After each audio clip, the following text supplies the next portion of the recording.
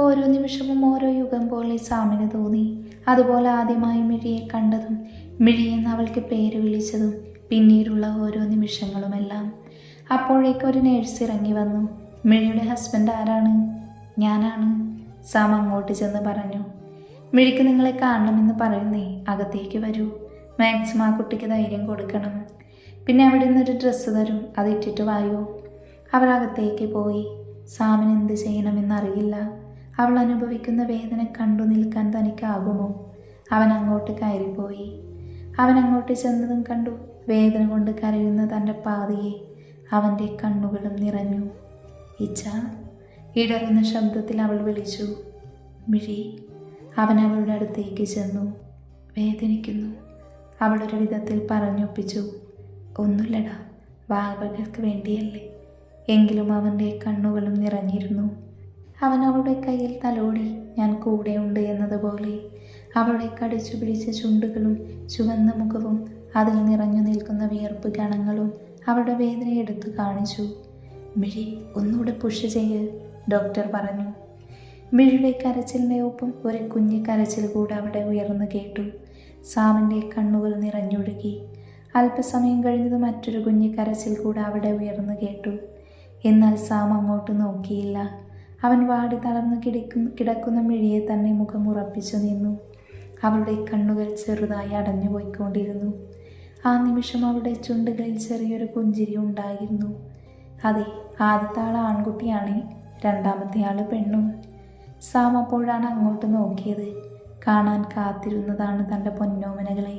അവൻ അവരെ ഒന്ന് നോക്കി. പെട്ടെന്നെന്തോ കണ്ടതുപോലെ അവൻ്റെ കണ്ണുകൾ തിളങ്ങി. മിഴിയുടെ പോലെ നീലക്കണ്ണുള്ള കുഞ്ഞു ചെക്കൻ. കുഞ്ഞിപ്പെണ്ണിന് സാമിൻ്റെ കണ്ണാണ്. അവൻ അവരെ തന്നെ നോക്കി നിന്നു. ഈ ലോകം മുഴുവനും നേടിയ സന്തോഷം തോന്നി സാമിന് ആ സമയം. കുഞ്ഞുങ്ങളെ അങ്ങോട്ട് കൊണ്ടുവന്നേക്കാം, സാം അങ്ങോട്ട് പോയിക്കോളൂ. മിഴി, സാം ചോദിച്ചു. ആൾക്ക് കുഴപ്പമൊന്നുമില്ല. സാം പുറത്തേക്ക് ഇറങ്ങി പോകുന്നതിന് മുന്നേ അവൻ ഒന്നുകൂടെ തൻ്റെ പെണ്ണിനെ നോക്കി. കുറച്ചു കഴിഞ്ഞതും കുഞ്ഞുങ്ങളെ പുറത്തേക്ക് കൊണ്ടുവന്നു. എല്ലാവരും മാറി മാറി എടുത്തു. സാം അവരെടുത്തപ്പോൾ അവൻ്റെ കണ്ണുകൾ നിറഞ്ഞൊഴുകി. അവൻ കുഞ്ഞു ചെക്കൻ്റെ നീലക്കണ്ണിൽ അമർത്തി മുത്തി. കുഞ്ഞിപ്പെണ്ണിൻ്റെ കവിളിലും മുത്തി. 4 മാസത്തിനു ശേഷം ഇന്നാണ് കുഞ്ഞു പിള്ളേരുടെ മാമോദിസ. അതിനു മുന്നേ നെയ്മിങ് സെറമണിയൊക്കെ കഴിഞ്ഞിരുന്നു. സനയും ആരോണുമായിരുന്നു തലത്തൊട്ടപ്പനും തലത്തൊട്ടമ്മയുമായി നിന്നത്. രാവിലെ 10 മണിക്കായിരുന്നു മാമോദിസ. എല്ലാം കഴിഞ്ഞ് നല്ല തിരക്കായിരുന്നു ഇന്ന്. ഒരുപാട് ആൾക്കാരുണ്ടായിരുന്നു. റനിനും ഫാമിലിയും ഒക്കെ ഉണ്ടായിരുന്നു. അവനും ഒരു ആൺകുട്ടി. ഇപ്പോൾ 1 വയസ്സാകാറായി. അങ്ങനെ തിരക്കെല്ലാം കഴിഞ്ഞ് റൂമിലേക്ക് വന്നതാണ് സാമും മിഴിയും. പിള്ളേർ നേരത്തെ ഉറങ്ങിയിരുന്നു. അവൻ രാത്രിയിൽ ബഹളമൊന്നുമില്ലായിരുന്നു. ഉറങ്ങിയാൽ പിന്നെ രാവിലെ എണീക്കൂ. ചില ദിവസം മാത്രം രാത്രിയിൽ വിശന്നാൽ മാത്രം എണീറ്റ് കരയും. മിഴിയെ, സാം ആർദ്രമായി വിളിച്ചു. ഇച്ച, പിള്ളേർ ഉറങ്ങി, ഞാൻ കുളിച്ചിട്ട് വരാം. അവൻ ഉദ്ദേശിച്ചത് അവൾക്ക് മനസ്സിലായെങ്കിലും അവനെ കളിപ്പിക്കാൻ അവൾ അങ്ങനെ പറഞ്ഞു. ഓഹോ, എന്നാൽ ഞാനും വരാം. ഇന്ന് നമുക്ക് ഒന്നിച്ച് കുളിക്കാം, അവനൊരു പ്രത്യേക താളത്തിൽ പറഞ്ഞു. ഓ വേണ്ട, മിഴി പെട്ടെന്ന് പറഞ്ഞു. വേണം, അതുപോലെ തന്നെ സാമും പറഞ്ഞു. ഞാനില്ല, പക്ഷെ ഞാനുണ്ട്. സാം അവളെ ഒറ്റവലിക്ക് അവൻ്റെ നെഞ്ചോട് ചേർത്തു. പിന്നെ പതിയെ അവളെ കൈകളിൽ കോരിയെടുത്ത് ബാത്റൂമിലേക്ക് നടന്നു. അകത്തേക്ക് കയറിയതും അവൻ അവളെ ഷവറിൻ്റെ ചുവട്ടിലേക്ക് നിർത്തി ഷവർ ഓണാക്കി. ഒരു ബേബി പിങ്ക് കളർ നെറ്റ് സാരിയായിരുന്നു മിഴിയുടെ വേഷം. വെള്ളം നനഞ്ഞതും അത് കൂടുതൽ അവളുടെ ദേഹത്തേക്ക് ഒട്ടിക്കിടന്നു. അവൻ അവളെ തന്നെ നോക്കി നിന്നു. ചുവന്നു തുടുത്ത മുഖവും പിടക്കുന്ന കണ്ണുകളും കുഞ്ഞു ചുണ്ടുകളും അവയിലൂടെ ഒഴുകിയിറങ്ങുന്ന വെള്ളത്തുള്ളികളും എല്ലാം അവനിലെ ആണിലെ ഉണർത്തി. സാരി പൂർണ്ണമായും അവളുടെ ദേഹത്തോട് ഒട്ടിക്കിടന്നു. അത് അവൾക്ക് കൂടുതൽ ഭംഗി നൽകി. അവൻ പതിയെ അവളുടെ അടുത്തേക്ക് നടന്നു. അവൾ അവനെ തന്നെ നോക്കി നിന്നു. അവൻ അവളുടെ മുഖം കൈകളിലെടുത്ത് അവളുടെ നെറ്റിയിലൊന്ന് ചുംബിച്ചു. അവൾ അവനെ തന്നെ നോക്കി നിന്നു. പിന്നെ പതിയെ അവൻ്റെ അല്പം വീർത്ത ചുണ്ടിനെ വായിലാക്കി കടിച്ചു നുണഞ്ഞു. അവൾ അവൻ്റെ കിഴിച്ചുണ്ട് മാത്രം വായിലാക്കി നുണഞ്ഞുകൊണ്ടിരുന്നു. അവനും പതിയെ അവളുടെ മേൽചുണ്ടും നുണഞ്ഞു തുടങ്ങി. അവരിലൂടെ ഒഴുകിയിറങ്ങുന്ന വെള്ളത്തുള്ളികൾ പരസ്പരം പാനം ചെയ്തു. അവൻ അവളുടെ ചുണ്ടിൽ നിന്നും അടർന്നു മാറി മുഖം താഴോട്ട് ചലിപ്പിച്ചു. അവൻ പതിയെ അവളുടെ ബ്ലൗസിൻ്റെ കെട്ടുകൾ പല്ലുകൊണ്ട് തന്നെ അഴിച്ചെടുത്തു. അതറിഞ്ഞതും അവളിലൂടെ ഒരു വിറയൽ പടർന്നു കയറി. അവൻ്റെ ചുണ്ടുകൾ അപ്പോഴും അവിടെ കഴുത്തിലും മാറിലുമായി അടഞ്ഞു നടന്നു. അതേസമയം തന്നെ അവൻ്റെ കൈകൾ അവളുടെ മാറിൽ അമർന്നു. രണ്ടു പേരിലും ഒരു വിറയൽ പടർന്നു. അവളിൽ നിന്നൊരു ഏങ്ങൽ വന്നു. അവൻ്റെ ചുണ്ടുകളുടെ ചലനവും അതോടൊപ്പം മാറിൽ മുറുകുന്ന അവൻ്റെ കൈകളും തന്നിലെ പെണ്ണിനെ ഉണർത്തുന്നത് അവൾ അറിഞ്ഞു. അതുപോലെ അവളുടെ ശരീരത്തിലെ തണുപ്പും അവളിലെ മൃദുലതയും തന്നിലെ ആണിനെ ഉണർത്തുന്നത് അവനും മനസ്സിലായി. അവൻ അവളെ തനിക്ക് നേരെ തിരിച്ചു. അവൻ അവളുടെ മുഖത്തേക്ക് നോക്കി. ചുവന്നു തുടുത്താകെ ഒരു പരുവമായിട്ടുണ്ട് അവൾ. അവളും അവനെ നോക്കി. അവൻ്റെ കണ്ണുകൾ ചെറുതായി ചുവന്ന് കലങ്ങിയിട്ടുണ്ട്. കഴുത്തിലെ ഞരമ്പുകളെല്ലാം പിടഞ്ഞു നിൽക്കുന്നു. അവൻ്റെ ആ ഭാവം കാണി അവനെ കൂടുതൽ അറിയാൻ തോന്നി അവൾക്ക്.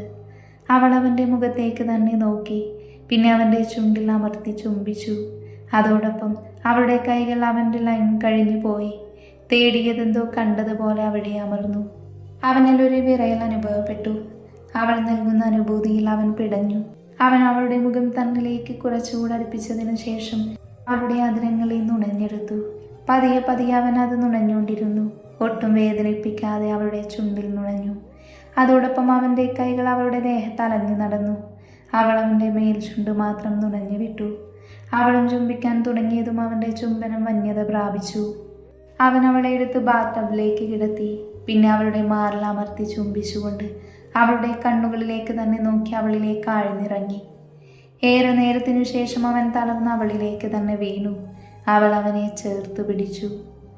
6 വർഷങ്ങൾക്ക് ശേഷം വൈകിട്ട് സ്കൂൾ ബസ് വരുന്നത് നോക്കി നിൽക്കുവാണ് സനയും മിഴിയും. ആരോണും സാമും അകത്തെന്തോ പണിയാണ്. സന അല്പം പരിഭ്രമത്തോടെ മിഴി ദേഷ്യത്തോടെയുമാണ് നിൽക്കുന്നത്. കുറച്ചു നേരം കഴിഞ്ഞതും അവിടെ ഒരു സ്കൂൾ ബസ് വന്നു നിന്നു. അതിൽ നിന്നും ഷൈനും ദിവ്യയും ദച്ചുവും ഇറങ്ങി. ദിവ്യന് ദിവ്യ എന്നും ഡാന്യയെ ദച്ചു എന്നുമാണ് വിളിക്കുന്നത്. 3 പേരും 1-ാം ക്ലാസ്സിലാണ്. മിഴിയുടെ ആഗ്രഹം സാമങ്ങ് സാധിച്ചു കൊടുത്തു. വേറെ ഒന്നുമല്ല, ഇനി എല്ലാവരും താമസിക്കുന്നത് അവരുടെ തോട്ടത്തിലാണ്. വുഡൻ ഹൗസ് ഇരുന്നിടത്ത് ഒരു അടിപൊളി വീട് പണിതു. അങ്ങോട്ട് മാറുവാണവർ. കുട്ടിപ്പട്ടാളം ബാക്കി പഠിക്കുന്നത് അവിടെയാണ്. 1-ാം ക്ലാസ് ബാക്കി അവിടെയാണ് പഠിക്കുന്നത്. നാളെയാണ് അങ്ങോട്ട് പോകുന്നത്. ഡാ ദേവി, എല്ലാം അറിഞ്ഞ പോലെയുണ്ട് മിഴിയമ്മ കണ്ടിട്ട്, ഷൈൻ പറഞ്ഞു. അതെ അതെ, അറിഞ്ഞിട്ടുണ്ട്. ആ ഡുണ്ടു ടീച്ചർ വിളിച്ച് പറഞ്ഞു കാണും, ദച്ചു പറഞ്ഞു. സാം ഇടപെടേണ്ടി വരുമോ? ദിവി ചോദിച്ചു. ഒന്നും അറിയാത്ത പോലെ അവർ 3 പേരും മുന്നോട്ട് നടന്നു.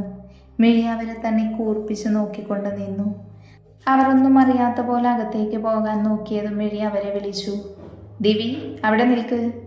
എന്താ അമ്മേ? അവനൊന്നും അറിയാത്ത പോലെ ചോദിച്ചു. നീ എന്താ ചെയ്തേ സ്കൂളിൽ? മിഴി കടുപ്പിച്ച് ചോദിച്ചു. ഞാൻ സ്കൂളിൽ പോയിട്ട് പഠിച്ചു. നീയോടാ ഷൈനെ? ദിവി പറഞ്ഞു. ഡാ കളിക്കല്ലേ. മിഴി അവൻ്റെ കയ്യിൽ പിടിച്ച് അവിടെ നേരെ തിരിച്ചു. ജെറിക്ക് മൂക്ക് നീ ഇടിച്ചു പൊട്ടിച്ചു എന്ന് നിന്റെ ക്ലാസ് ടീച്ചർ വിളിച്ചു പറഞ്ഞു. അവരിനി പറയാൻ ബാക്കിയൊന്നുമില്ല. അതങ്ങനെ, ദേഷ്യം വന്നാൽ പിന്നെ കണ്ണു കാണില്ലല്ലോ നിനക്ക്. അപ്പൻ്റെ അല്ലേ മോനെ? മിഴി പറയുന്നതനുസരിച്ച് ദിവ്യെല്ലാം മെല്ലെ പറഞ്ഞു. കാരണം ഇതൊന്നും കേൾക്കുന്നത് കാണാൻ ചെക്കന് മനപ്പാടുമാണ്. അതുകൊണ്ട് സനക്ക് ചിരി വന്നു. അമ്മ, ദിവി വിളിച്ചു. എന്താ? മിഴി ദേഷ്യത്തോടെ വിളി കേട്ടു. ആരോൺ ചാച്ചനാണ് എല്ലാത്തിനും നിനക്ക് വളം വെച്ച് തരുന്നത്, അത് പറഞ്ഞില്ല, ദിവ്യ അവളോടായി പറഞ്ഞു. അതോടായതും സന ചിരിച്ചുപോയി. മിഴിക്ക് ചിരി വന്നെങ്കിലും ചിരിക്കാതെ പിടിച്ചു നിന്നു. തെമ്മാടിത്തരം കാണിച്ചതും പോരാ, എന്നിട്ട് പറയുന്നത് നോക്കിയേ. എന്താ ഇവിടെ ഒരു ബഹളം? സാമ അങ്ങോട്ട് വന്ന് അതിന് പുറകെയായി ആരോണും. പപ്പ. ദിവ്യയും ദച്ചുവും ഷൈനും അങ്ങോട്ട് ഓടി. എല്ലാവരും സാമിന് പപ്പ എന്നും ആരോണിനെ ചാച്ച എന്നുമാണ് വിളിക്കാറ്. എന്നെ മിഴിപ്പെണ്ണി, ഇവിടെ പ്രശ്നം? സാം അവളോട് ചോദിച്ചു. ഒന്നും അറിയില്ല അല്ലേ? മോൻ കൂടെ പഠിക്കുന്ന ഒരു ചെക്കൻ്റെ മൂക്കിടിച്ച് പൊട്ടിച്ചു. ഇപ്പം ഇതാണ് അവസ്ഥ എങ്കിൽ വലുതായി കഴിഞ്ഞാൽ എന്താവും? മിഴിക്കൊച്ചേ, പുലിക്ക് പിറന്നത് പൂച്ചക്കുട്ടിയാകുമോ? ആരോൺ ദിവ്യ എടുത്തുകൊണ്ട് ചോദിച്ചു. അച്ചായനാണ് ഇവരെങ്ങനെ ആക്കുന്നേ? ഞാനൊന്നും പറയുന്നില്ല, ഞാൻ പോകുവാ. മിഴി അകത്തേക്ക് പോയി. മിഴി അകത്തേക്ക് പോയതും സാം ദിവ്യയെ നോക്കി. ഡാ ദിവി, എന്താ കാര്യം? എന്തിനങ്ങനെ ചെയ്തേ? അത് പപ്പ, എൻ്റെ കൂടെ പഠിക്കുന്ന അല്ലിയെ ചെറിയൻ തൊട്ടു, അതുകൊണ്ട്. ചുമ്മാ തൊട്ടത് നീ അവൻ്റെ മൂക്കിടിച്ച് പൊട്ടിച്ചോ? ആരോൺ ചോദിച്ചു. ഇല്ല, നിങ്ങളല്ലേ ഞങ്ങൾ ഗുഡ് ടച്ചും ബാഡ് ടച്ചും പഠിപ്പിക്കുന്നത്. ജെറിൻ ബാഡ് ടച്ചാണ് ചെയ്തത്. ഡാ, അവനും ചെറുതല്ലേ, അവനൊരു പക്ഷേ അറിയില്ലായിരിക്കും. കൈയെടുക്കാൻ ഞാൻ പറഞ്ഞതാ, പക്ഷെ അവൻ എടുക്കില്ല എന്ന് പറഞ്ഞു. അപ്പം എനിക്ക് ദേഷ്യം വന്നു. അപ്പം ഞാൻ ഇടിച്ചു, മൂക്ക് പൊട്ടിപ്പോയി. ശരി ശരി, ഇങ്ങനെ നീ ചെയ്യരുത്. പിന്നെ ദേഷ്യം കുറച്ചൊക്കെ കൺട്രോൾ ചെയ്യാൻ പഠിക്കണം, സാം അവനോട് പറഞ്ഞു. ആരുൺ സാമിനെ ഒന്ന് സൂക്ഷിച്ചു നോക്കി. ദിവ്യ പോയി അമ്മയെ സോപ്പിട്. അവർ അകത്തേക്ക് പോയി. നാളെ പോകണ്ടേ? എല്ലാം എടുത്തു വെച്ചു സനക്കൊച്ചേ? ആ ചേട്ടായി, എല്ലാം എടുത്തു വെച്ചു. വാ, അകത്തേക്ക് പോവാം. മിഴിപ്പെണ്ണേ. ആ വിളി കേട്ടത് മിഴിയുടെ ചുണ്ടിൽ ഒരു പുഞ്ചിരി വിരിഞ്ഞു. പക്ഷെ അവളത് കേട്ടതായി ഭാവിച്ചില്ല. മിഴിപ്പെണ്ണേ, വീണ്ടും വിളിച്ചു. മിഴിയൊന്നും പറയുന്നില്ല എന്ന് കണ്ടതും അവൻ അവളെ തോണ്ടി വിളിച്ചു. എന്താ? മിഴി അവനോട് ചോദിച്ചു. നീലക്കണ്ണുകൾ കുസൃതി ഒളിപ്പിച്ചു നിൽക്കുന്ന കുഞ്ഞു ചെക്കനെ കാണെ അവൾക്ക് ചിരി വന്നു. ചില സമയം സാമിൻ്റെ കുറുമ്പാണ് അവന്. സോറി അമ്മ, ഇനി ചെയ്യൂല. അവൾ ചിരിച്ചോണ്ട് അവനെ എടുത്തുപോയി. നാളെ പോകണ്ടേ? സ്കൂളിൽ എല്ലാവരോടും യാത്ര പറഞ്ഞു. മിഴി ചോദിച്ചു. ആ അമ്മ പറഞ്ഞു. കൂട്ടുകാർക്കൊക്കെ സങ്കടമാണ്. സാരമില്ല, പോട്ടെ.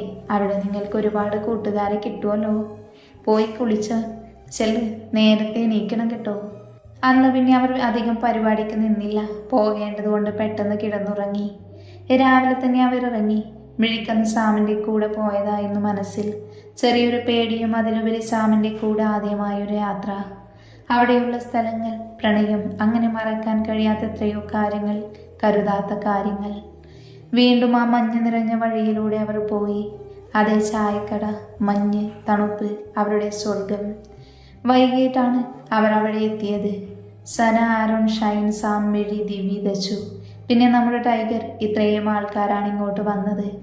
ആരോണിൻ്റെ ചാച്ചനും അമ്മച്ചിയും ദേവച്ചനും ആശ്രമയും ഒക്കെ നാട്ടിൽ തന്നെയാണ്. ചെന്നതും നല്ല തണുപ്പൊക്കെ ഉള്ളത് കൊണ്ട് പെട്ടെന്ന് തന്നെ അകത്ത് കയറി അവർ. പിള്ളേർ ചുറ്റും അത്ഭുതത്തോടെ നോക്കുന്നുണ്ടായിരുന്നു. അവർ ആദ്യമായാണ് ഇവിടെ വരുന്നത്. അവരുടെ ഒപ്പം ടൈഗർ കൂടിയുണ്ട്. രാത്രി ഭക്ഷണമൊക്കെ കഴിഞ്ഞ് എല്ലാവരും കിടക്കാൻ പോയി. പിള്ളേരെല്ലാം ഒരു റൂമിലാണ് കിടക്കുന്നത്. അവർ അവരുടെ റൂമിൽ കയറി കുറച്ചു നേരം സംസാരിച്ചു.